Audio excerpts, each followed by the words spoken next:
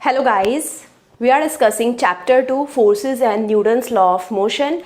So let's start with the discussion of the system diagram and the free body diagram. In the system diagram, we make the actual representation of the objects, right? So here we have an object and we have the fish connected to the object, and this is my system diagram. Now here I have taken a representation of the fish, and now here I have represented the various forces. The tension force is in the upward direction, in the north direction, and the gravitational force is acting on the fish in the downward direction. And this is the free body diagram. Now again, here we have a hand, on the hand we have a ball, and this is a system diagram, right? So we have the actual objects. Now here we will be having the representation of the object. This is my ball, and on the ball we will be having a normal force which is acting due to the hand upside, right? And we will be having a gravitational force which is acting on the ball in the downward direction. Now here again we have a book. On the book we have placed a hand and we are moving the book in the front direction. So when we are moving the book is placed on a table. So due to the table we will be having a normal force, right? And due to the gravity we will be having a downward force Fg. Now because we are pushing the book, so we will be having applied force Fa, and then because the table is applying some frictional force on the book, we will be having the Ff as well. So I hope you understood both of them. So now coming to the question, problem states a weightlifter holds a weight above his head by exerting a force of 1.6 Newton in upward direction. The force of gravity acting on the weight is same, which is 1.6. Now the direction is downward. Draw a system diagram and the free body diagram of the weight and state the net force on the weight at that instant. So we have talked about the system diagram and the free body diagram. In the system diagram we make the actual weightlifter and the actual weight, right? But here we have taken a symbolic representation of the weight. Because of the weightlifter we will be having a normal force Fn, right, in the upward direction. This is my Fn, and this object will be having a gravitational force in the downward direction which is represented as Fg. This is in upward direction and this is in downward direction.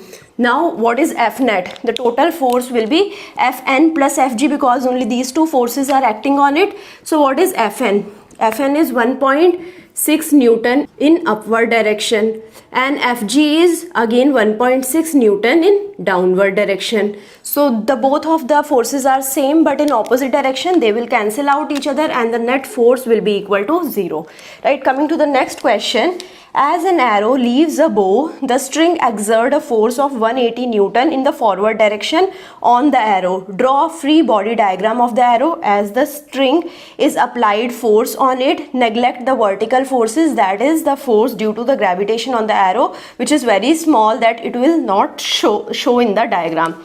So this is my system diagram. In the system diagram we have represent the arrow, the bow, and the person who's lifting the arrow and the bow, right? So this is how we will be having the system diagram with the actual person. Now we have represented the arrow and we have neglected the gravitational forces. So gravitational force is very small, we neglected. So only the force which is the person is applying on the arrow is the force which is present. So the applied force is there. So this is the free body diagram. So what is the Fnet? Fnet is equal to Fa, which is equal to 180 Newton. So what is the direction? The direction is forward.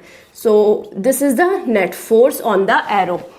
So now coming to the Newton's second law of motion. According to the Newton's second law of motion, if the net external force on an object is not zero, like here the F net was not zero, so what will happen? This arrow will move, it will have some acceleration. In this case, because the net force was zero, this weight is not going to move. So if the net external force on an object is not zero, the object accelerates in the direction of net force. So direction will be the same here where we are applying the force, right? And the magnitude of the acceleration is proportional to the magnitude of the force. If I apply more force, the acceleration would be high, and it is inversely proportional to the object's mass. If I apply force on an object of higher mass, I will be having lesser acceleration.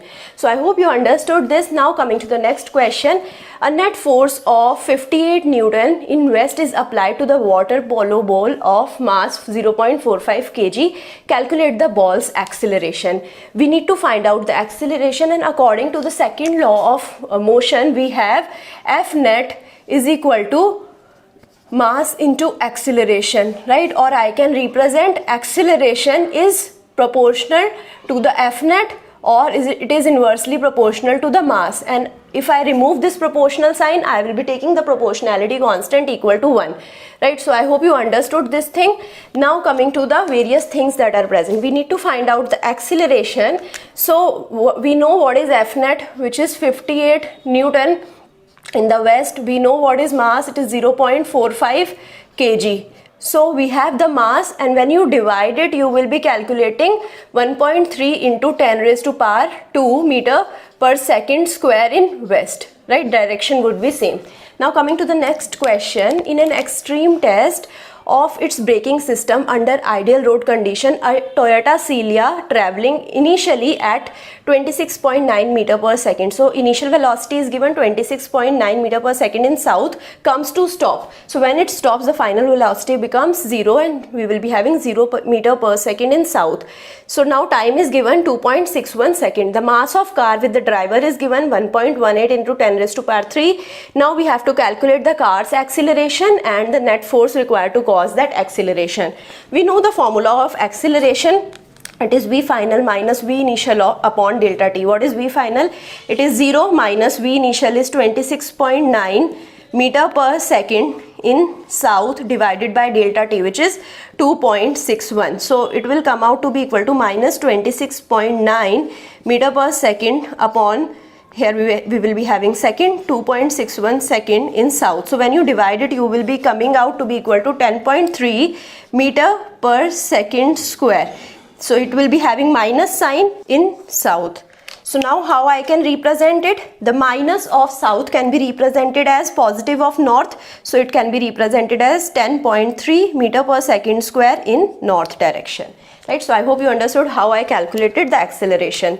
Now coming to the question number B, now we have to find out the F net, and according to the Newton's second law of motion, F net is equal to mass into acceleration. Now we have calculated the acceleration. Mass is given, so mass is 1.18 into 10 raised to power 3. It is multiplied with the acceleration 10.3 in north. So now F net is a mass into acceleration. Mass is already given in the kg. So now we just need to multiply it. When you multiply 1.18 into 10 raised to power 3 with 10.3, you will be getting 1.22 into 10 raised to power 4 Newton in north direction, right? So now coming to the Newton's third law of motion. What is the Newton's third law of motion? For every action force, there is a reaction force which is equal in magnitude but opposite in direction. So if I apply a force on any object, the object is going to apply the same force on me but in opposite direction. So every force has an equal and opposite reaction.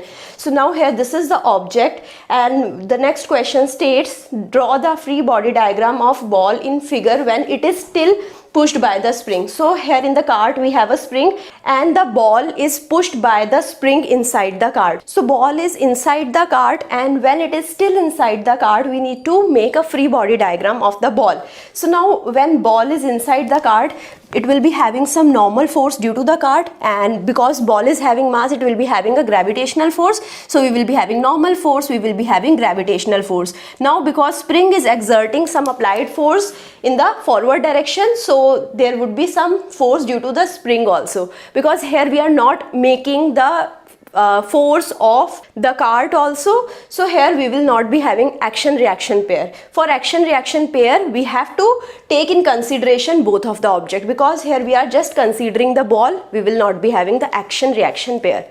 So I hope you understand all of them. Thank you so much.